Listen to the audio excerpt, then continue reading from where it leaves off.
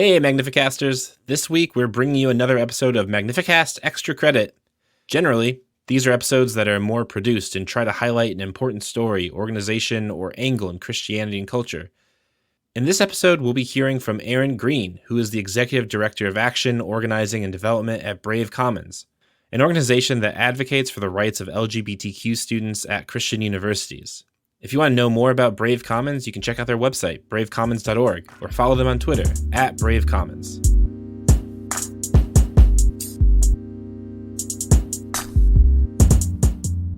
Every week, Dean and I start the Magnificast in about the same way. We tell you our names and what we do. Every week I say, I'm Matt Bernico and I teach media studies at Greenville University in Greenville, Illinois. If you listen to Magnificast, you already know the bit. Well, in case you don't realize, the school I teach at is a Christian school. It's an institution with a Methodist history and a Christian mission. Basically, that means that students here have to go to things like chapel. They follow some very Christian-y rules. You know, like, don't worship Satan, don't do drugs, and leave some room for the Holy Spirit when you're smooching.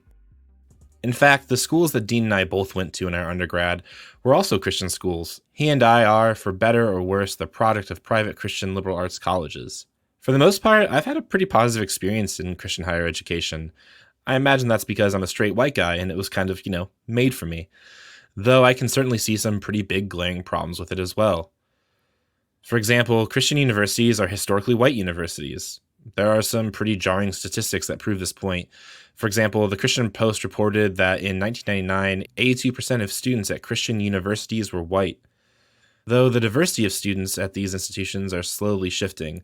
In 2016, that number trended downward. Only 62% of students at Christian universities are white. While that's not a huge change, it is a trend that Christian schools are starting to think about. And rightly so. A more diverse student body should give Christian universities pause to think about how whiteness is built into their institutions. When things change in higher education, especially as something as conservative as Christian higher ed, they change through rather incremental conversations and policy changes. Really boring, but important stuff. When it comes to changing racial demographics, those slow conversations are all about diversity. Diversity is usually talked about as a way of reorganizing the existing university structure to include folks who are usually forgotten. There are some organizational and philosophical problems with this approach. You can go check out the Marika Rose episode a few weeks ago to get more on that, but at least it's a conversation with good intentions. Making space for Black and brown students on Christian campuses is definitely a good thing. However, race is often where the conversations surrounding diversity end. In the context of Christian education, diversity can make sense of why Christian educational communities ought to care about the oppression of Black people. But so far, it's lacked the capacity to figure out how to make sense of LGBTQ students. Christian colleges are beginning to understand that their whiteness has excluded people of color, but it's beyond their capacity to see how their policies and attitudes exclude LGBTQ students. To help me get to the bottom of this, Erin Green, the Executive Director of Action, Organizing, and Development at Brave Commons, is going to help us see just what's up with this problem and help us understand why advocating for LGBTQ students at Christian universities is an urgent matter. So, here's Erin.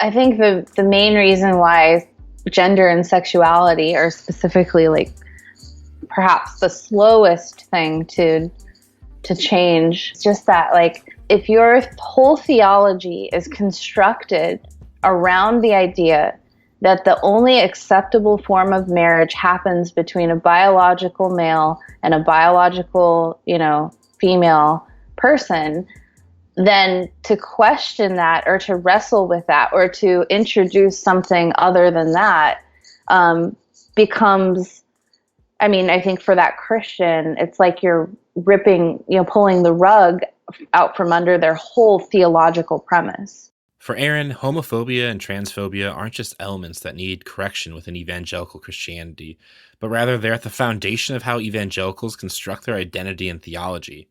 Christianity can't simply be diversified to include LGBTQ individuals. Instead, it has to be reformed and restructured.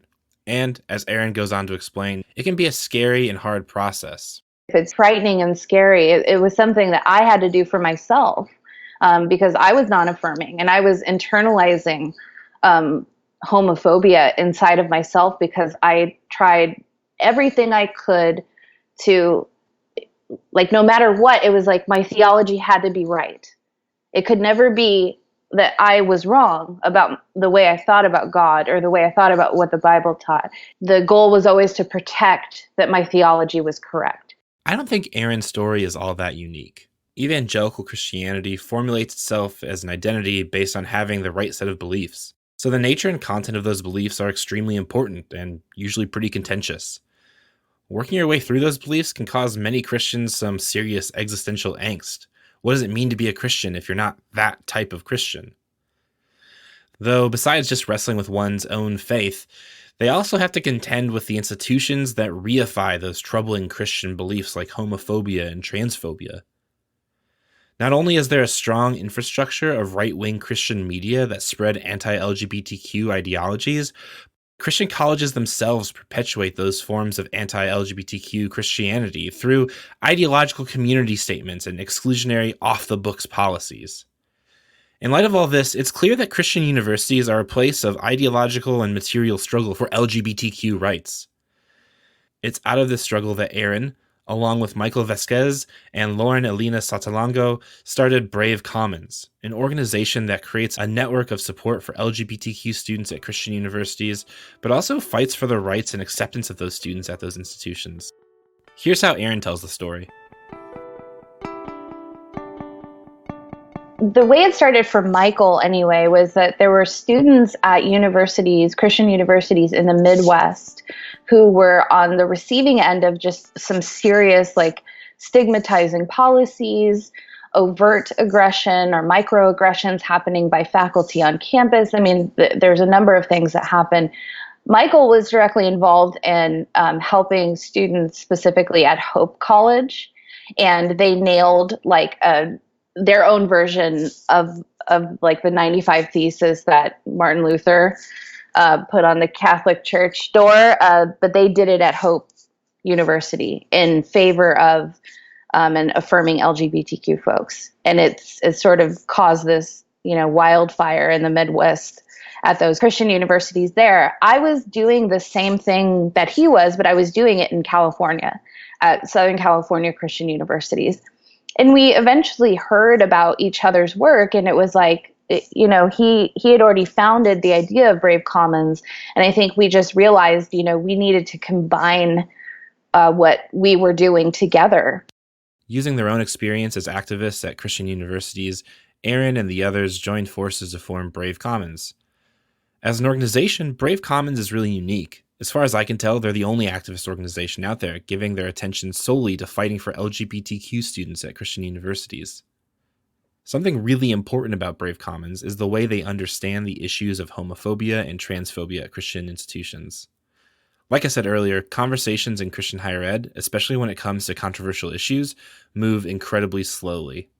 But Brave Commons understands the urgency of these issues, and they're quick to identify what's really at stake. The urgency surrounding this kind of work is because these students, by and large, are denied their basic human rights in these spaces on a daily basis. And obviously over and above their straight peers. This happens to LGBTQ students. They're often closeted. They're often internalizing homophobia. They're in a constant survival mode, and they are on the receiving end of discrimination while being at a much higher risk for medical effects like depression, anxiety, isolation, suicidal ideation, etc. And our goal at Brave Commons is to protect these students, to provide them safety and resources to buffer this really difficult reality that these students are in and can't necessarily come out of on their own. Being excluded or targeted for one's identity is certainly a tragic experience for a college-age person. University is the place where students ought to be finding themselves and figuring out what they're all about. It's hard to do that when the environment one is in has already imposed a certain type of judgment on you. To get at more of the how Brave Commons advocates for LGBTQ students, I asked Erin what material steps or types of struggle they're ready to engage in. It means utilizing every way we possibly can. So we we use social media, we use email, we use phone calls, we use, like, if we have to show up somewhere, we'll show up somewhere. But it's about gathering up community as much as possible, or finding other people for these students, connecting them with others who may be safe on campus. It looks like phone calls, planning maybe a direct action demonstration, or planning on how a student can have a conversation with someone at a university's administration. I mean, it really manifests itself in so many different ways based on the varying needs that these different students have based on, like, their location. So far, if you're not someone who falls into the LGBTQ category, you might be wondering what it actually looks like to be gay or trans on a Christian campus. After all, Christian schools still have to deal with Title IX and can't just discriminate against LGBTQ students. Largely, you're right. Christian schools can't just write a policy that says gay, bi, and trans students need not apply. But there are some subtle ways around this. For example, almost every Christian school has a community policy that states pretty explicitly the types of behavior that the school prohibits. Some of these statements are better than others. Most of them, however, touch on LGBTQ issues in some way. For example, Olivet Nazarene University, a pretty regular, run-of-the-mill Christian school, they have a statement that offers a well-worn phrase when it comes to LGBTQ students on Christian campuses.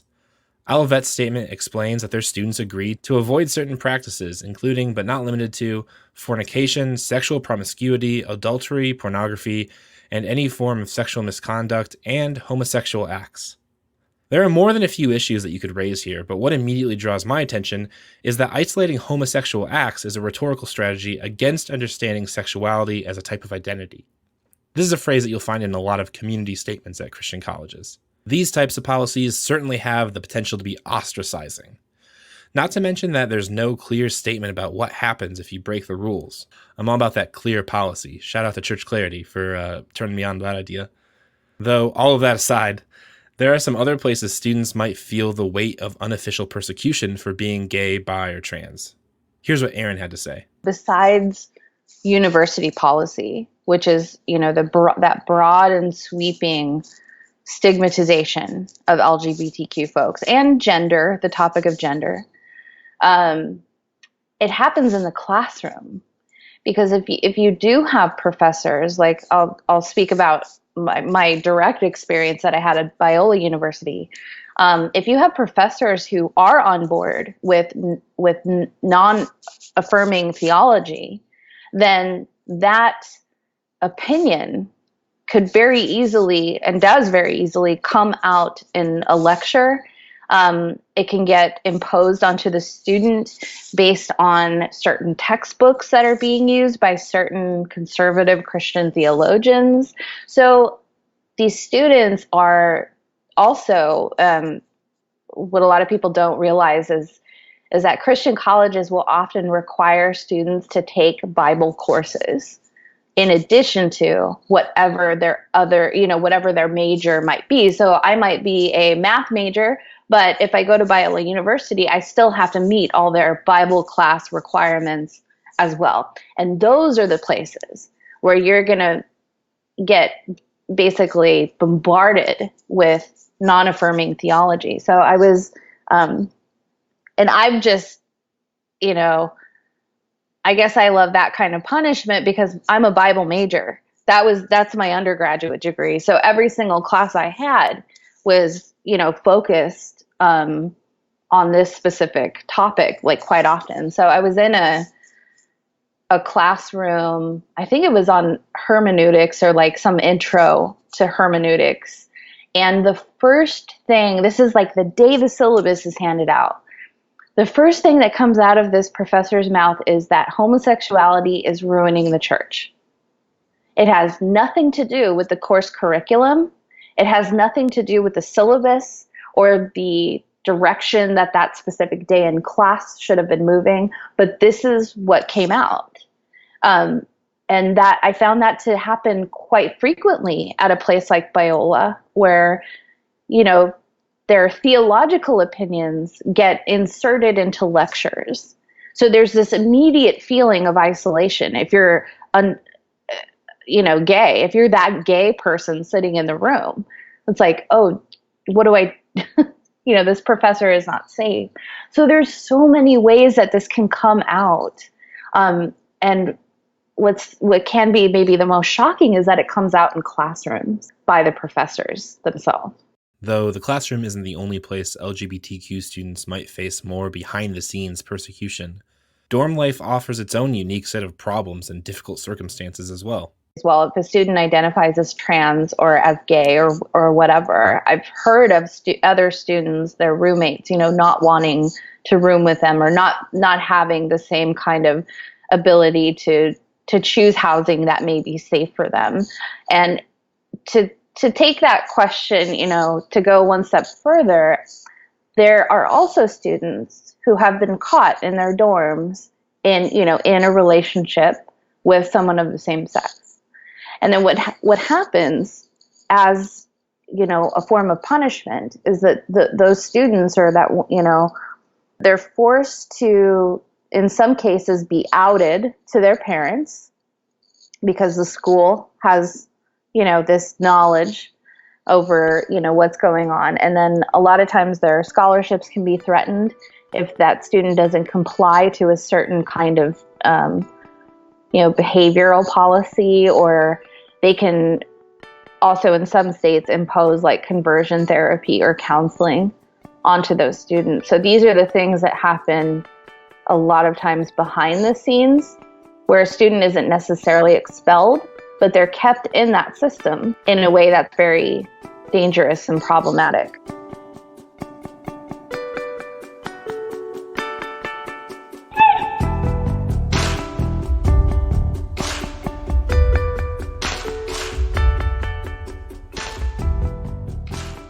At this point, you're probably thinking that with all of these issues, there probably aren't many LGBTQ students that even attend Christian schools anyway. Or that if there are, maybe they should just transfer.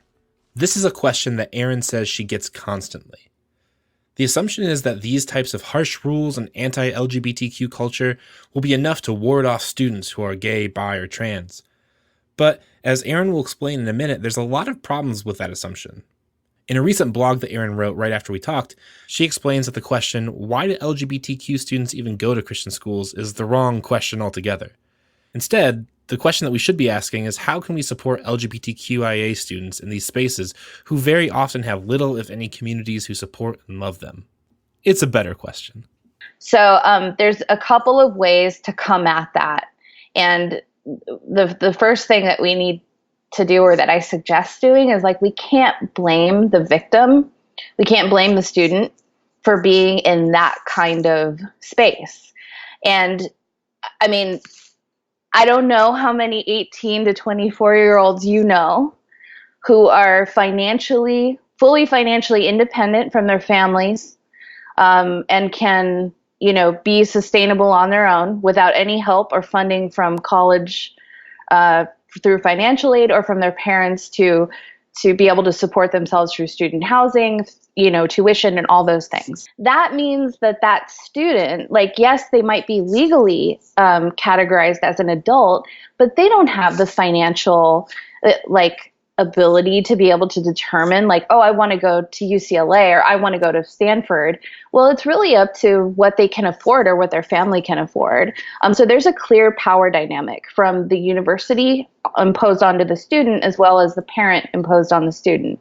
In addition, the parent can assert control over these pieces on behalf of that student, and so can the university, and they can threaten to remove those pieces financially, from the student and remove support. So the student is usually like under the control and guidance of the parent or the university itself. And then you have the factor of, like, the reality for these students is that they've been immersed in a staunchly conservative household their whole lives. When we study, in philosophy and especially in like biblical philosophy, there's a philosopher named Hans Georg Gadamer who talks about how, like, we can't control what we're immersed into from birth. And it's just something that we have to kind of deal with, and I think these students are navigating the reality of being gay or being LGBTQ and also having a faith background maybe imposed onto them from birth. And they're trying to figure that whole thing out.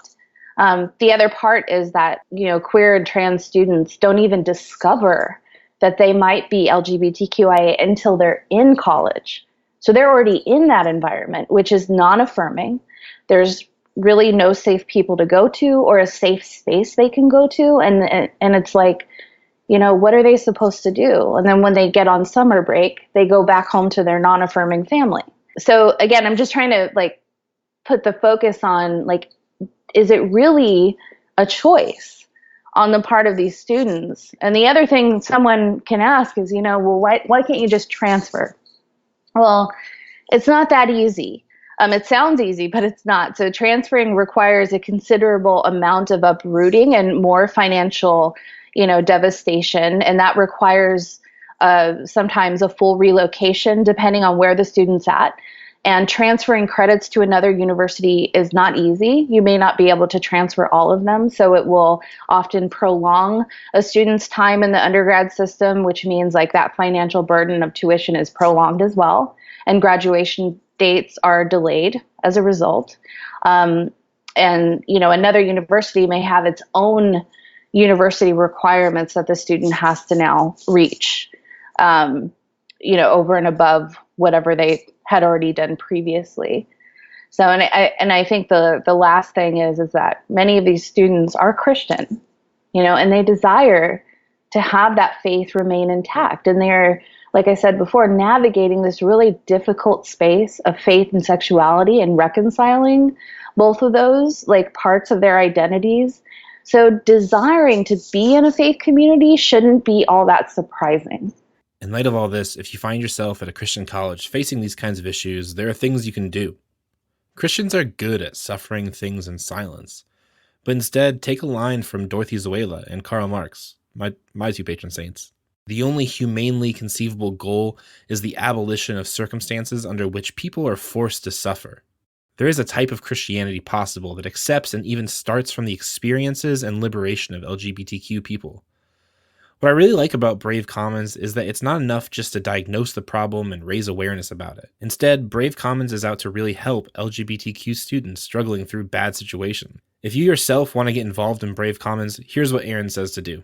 So for the students in general, hands down, reach out to us at Brave Commons. Our website is bravecommons.org. We are working with so many students across the United States at various Christian campuses around the nation. So that's a good way to just start and find someone outside of your space who is safe. Also, if there is community that you're aware of in the form of another student or a safe faculty member, coming together or in community in that way is really important, or finding a affirming church nearby. And these are all things that Brave Commons helps to facilitate for these students. So that's why I want to point them in the direction to reaching out to us initially, just because we see things regarding their safety and their protection that they may not, or that they may not perceive or think about or have thought about. So that would be the first thing that I would recommend that they do. And then the community part would be the second piece, and we would help with that. Okay. Circling back around to my first question, why can Christian universities understand the need for racial diversity, albeit flawed, but at least they're trying, but not the diversity of orientation or gender expression? It seems like this is a misunderstanding that relies on a homophobic ideology. There's something there that's blocking them from really realizing what's up. Though it's actually more troubling than just that. In evangelical spaces, debates about whether or not being gay, bi, or trans is a sin always falls back on a specific biblical hermeneutic. This interpretation is one that equates the understanding of gender, marriage, and sexuality that you might find in the books of the Bible to our own contemporary understandings of those topics. The Bible's a really complex book that was written over a huge period of time, and it seems pretty silly to map cultural ideas about gender and marriage of a people group that existed thousands of years ago onto our contemporary situations because, well, there's a huge chasm between the ways that we and the authors of the Bible understand gender and sexuality. This take, that the ideas around marriage and gender are culturally contingent, isn't exactly new. It's definitely something that intellectuals in Christian higher ed already know about. Like if you ever take a Bible course, this is kind of the whole point of it, right? To understand what the cultural context of what, a biblical story actually is. I guess what I'm trying to say is that college administrators aren't ignorant of these kinds of arguments and hermeneutic projects. Instead, they just choose not to believe them. Either this is ideological or simply because they're paid by conservative donors to keep misunderstanding this nuance. The kinds of struggles within Christianity are difficult things. On the one hand, the people excluding LGBTQ individuals from Christian communities are deeply wrong. But still, a bad opinion or a misuse of power doesn't exclude them from Christ's love. That's, the thing about it. You can't just kick people out. However, Christ's love doesn't exempt them from struggle or smooth over their wrongdoing to a marginalized group. It's something they actually have to reckon with. When it comes to ideological struggle with real material consequences, like this one, if you can't just persuade the other side, they have to be defeated politically. This isn't like a call to violence or anything, but it is a call to the material struggle on the side of LGBTQ people in the church. This is getting sort of heavy, and rightly so, it's a big deal. Though to close out this episode, I'll give you a bit of the good news from Erin on Brave Common's YouTube series Oratio. Here's Erin one more time. Jesus, God in flesh, is humiliated. He is rejected by those most powerful in the church of the day. He is hated, scorned, he feels pain, anguish, he laments, he cries out for justice. He places himself intentionally alongside us in humiliation, alongside the queer and LGBTQIA community, and says, I am with you and I am for you. You, LGBTQIA, are the Imago Dei. You are the divine image of God. You are salt and light to humanity, giving hope, rebirth, life, creativity, imagination, and love. Thanks for listening to the Magnificast. If you like what you heard, then you can subscribe to us on Patreon, patreon.com/themagnificast. Also, you can follow us on Twitter, just @themagnificast. Special thanks to Erin Green from Brave Commons for coming and talking to me. It was really cool and a very neat conversation. It's one that means a lot to me, so I hope that it means a lot to you too. The Magnificast intro is by Amaria Armstrong, and our outro is by The Illogical Spoon. All right, see you next week.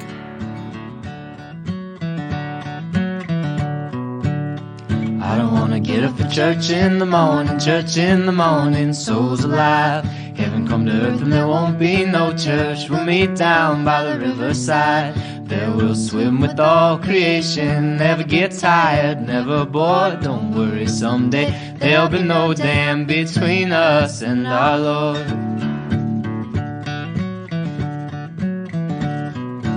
Jackson, you keep your hoods up.